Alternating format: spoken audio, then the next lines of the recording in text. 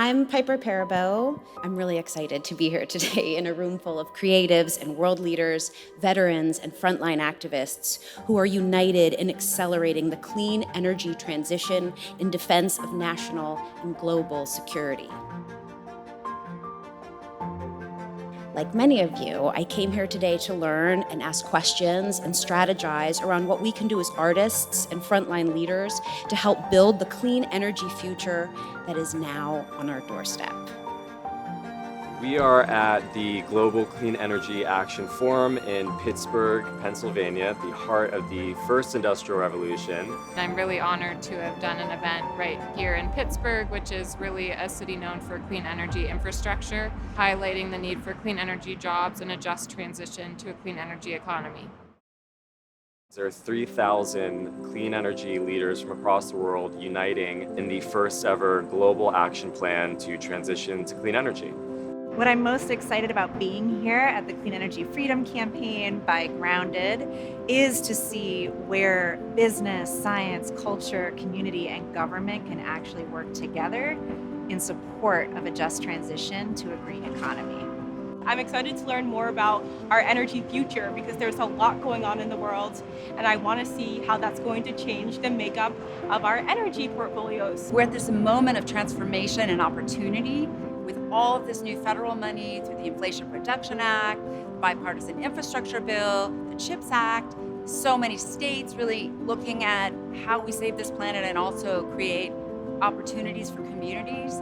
Today's event's pretty exciting. We have Secretary Jennifer Granholm here today, and I think there's a lot of young people and also mentors to be here in this space, so really excited to learn more about the energy sector.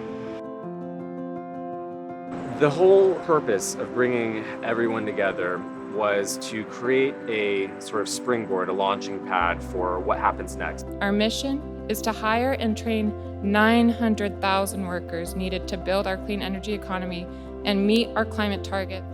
We're going to need 900,000 jobs created to make this transition to a clean, green economy. And instead of thinking we're going to need 900,000 workers, I think about it like we're about to create 900,000 good, union-paying jobs.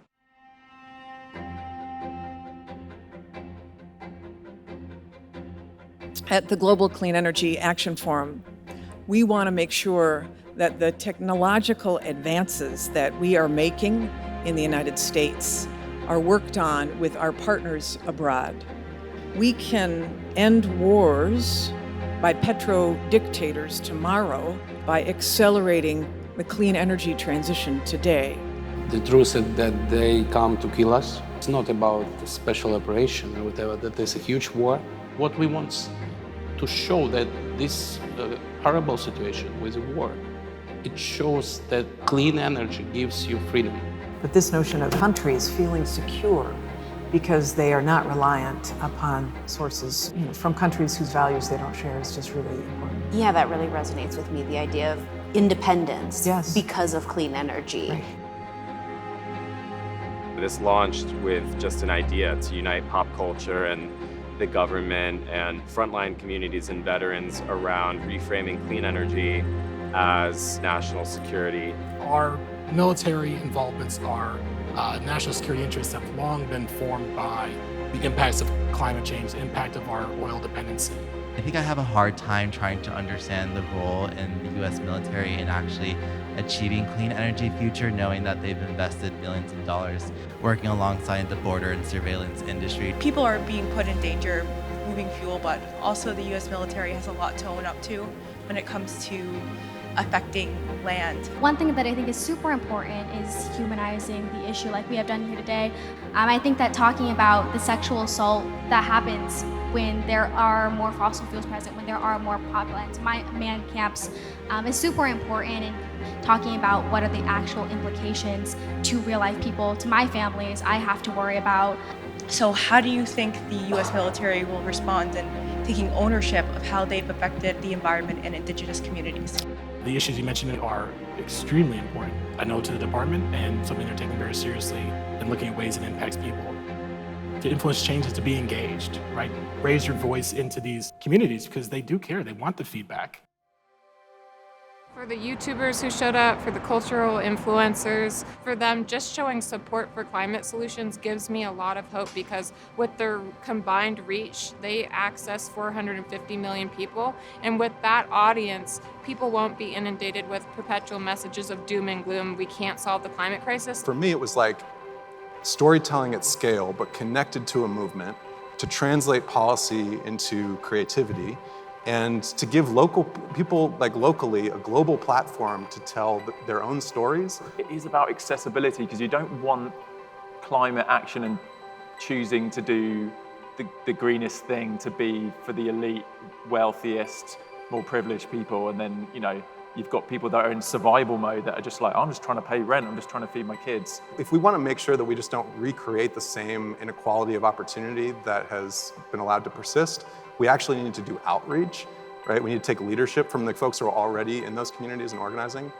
Right now, like, the rules don't reflect the true cost to society of our fossil fuel addiction.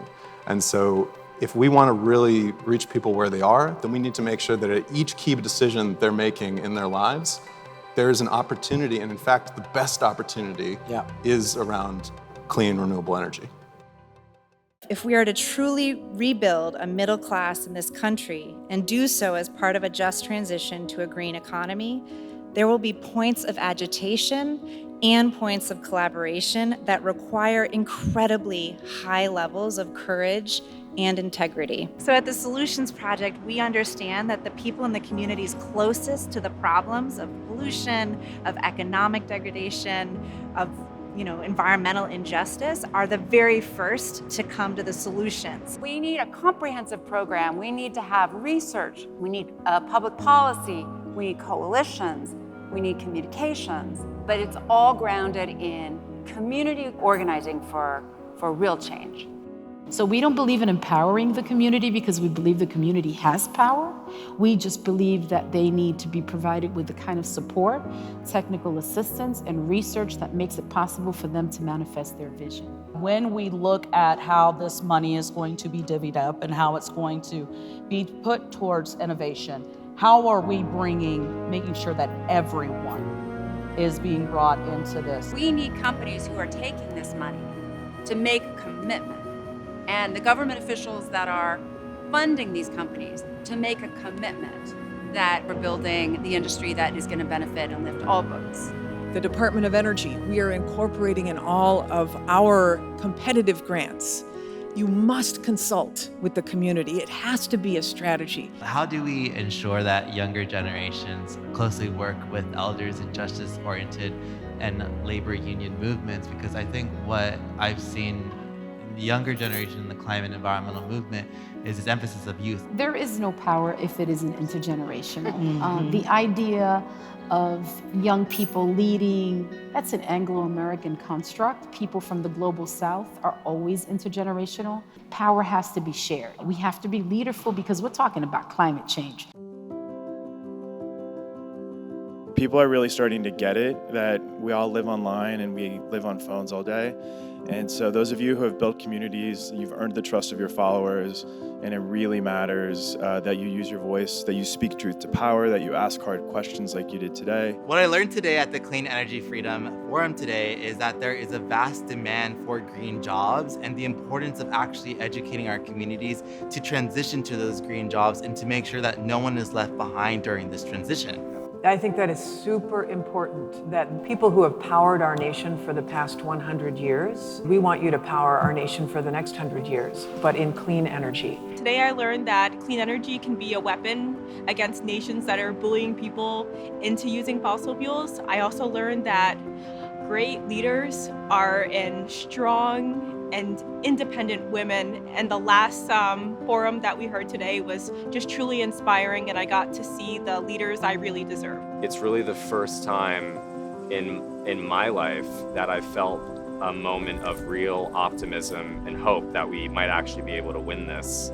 My hope for tonight is that you're inspired to join this historic effort and work together to create this cultural shift. The change we fought for is here, and it's now all hands on deck.